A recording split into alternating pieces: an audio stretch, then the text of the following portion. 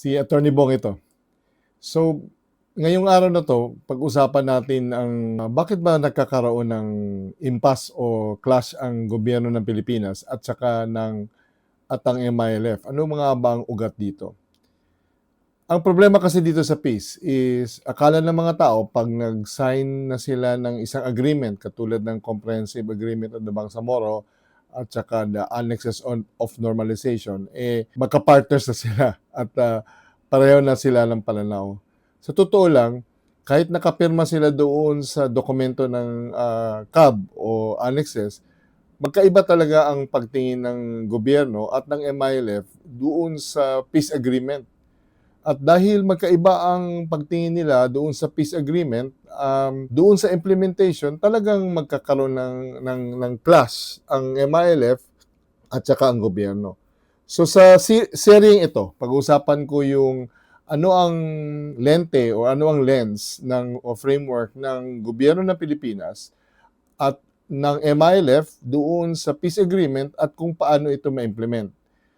Ang ating hope ay maintindihan natin, lalo na tayo dito sa civil society, maintindihan natin bakit nagkaganito at bakit ano ang mga pamamaraan na makatulong tayo sa mga parties, both government and MILF, to solve these problems in the future. Kasi hindi ito magtatapos dito Parang tuloy na ito at talagang magkakaroon tayo ng perennial problem dito sa so-called implementation ng peace agreement. So, unahin ko muna yung gobyerno. Ang pananaw ng gobyerno sa peace agreement isang pamamaraan para doon sa tinatawag nilang counterinsurgency. So kung ikaw ay counterinsurgency, ano nga ba itong counterinsurgency operations? Na una, ang pinaka-importante maintindihan sa counterinsurgency is ano ang definition nila ng problema.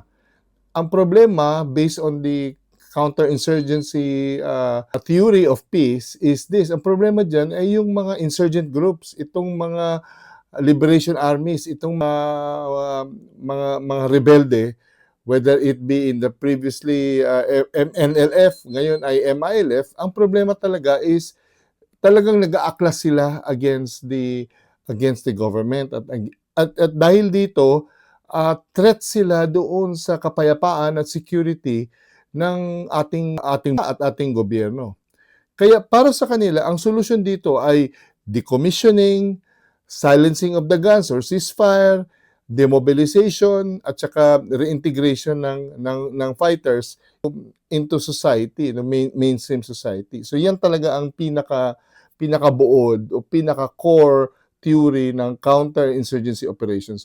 What we have now, I think, and because we have the leadership at our peace agency like OPAPRO is basically coming from the frame of mind of counterinsurgency. We have now what I can call counter operation or counterinsurgency peace operations. So, dahil dito, hindi ang purpose ng counterinsurgency is dati, in the traditional way, was to defeat the enemy militarily. Ngayon, because of signed agreements and peace, the purpose still remains to defeat the enemy, in this case, the MILF, prior to that is the MNLF, and to defeat it not through militarily, but through the peace agreement.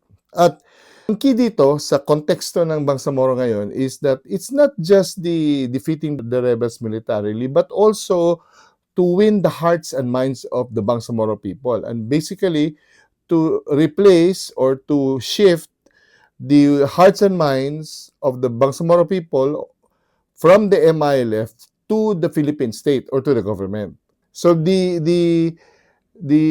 key here is that one of the purpose of counterinsurgency peace operations is to diminish the appeal, the love of the people to the MILF. So that's why you will see a lot of activities which are aligned with this goal of alienating or having the MILF lose its appeal to the Bangsamoro people. So you will expect in the future that there will be, for example, allegations of corruption cases or cases that will be filed against key MILF leaders because that basically alienates the base from the leadership, di ba? Parang so kayo rin pala ganun. So magkakaroon tayo ng problema. So you should expect actions like filing of cases by government on key MILF leaders.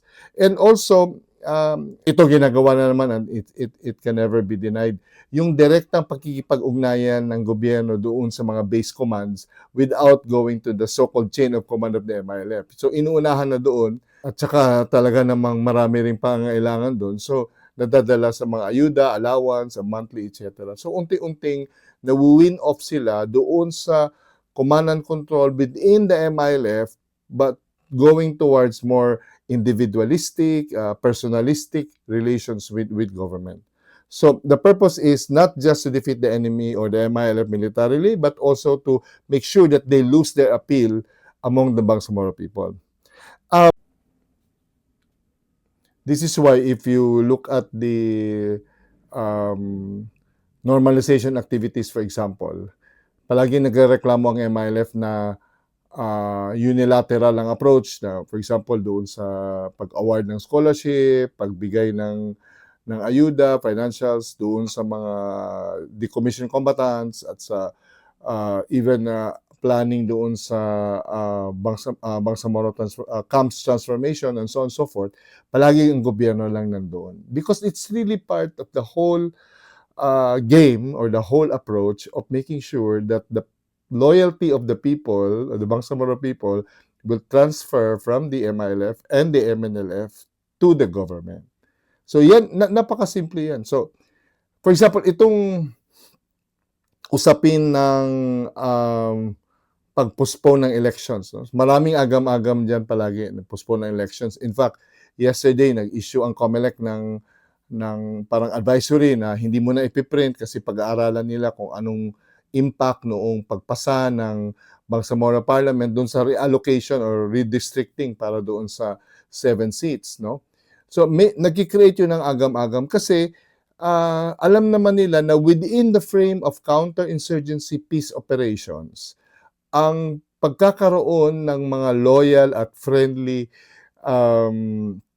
politicians is an important key element to stability. No? So that's why, for example, I would say that the replacement of Kagi Murad as chief minister was in pursuance of counterinsurgency peace operations because Murad might not be the friendly or the politician that they can control. So therefore, they would need new allies within the Bangsamoro government.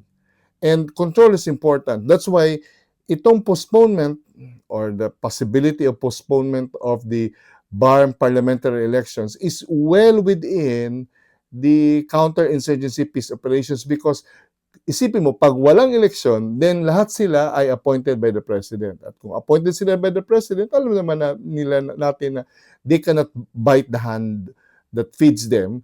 At nakasalalay sila doon sa continuing grace and continuing loyalty to the president, otherwise papalitan sila. So, yan ang control ng national government. Actually, the cancellation of or postponement of the elections in the BARM is an express control mechanism by Malacanang on the Bangsamoro homeland. So, kaya itong once we see that this is what's happening from the government point of view and perspective without any value judgment is counterinsurgency peace operations, then we understand why each and every move will have to be like that.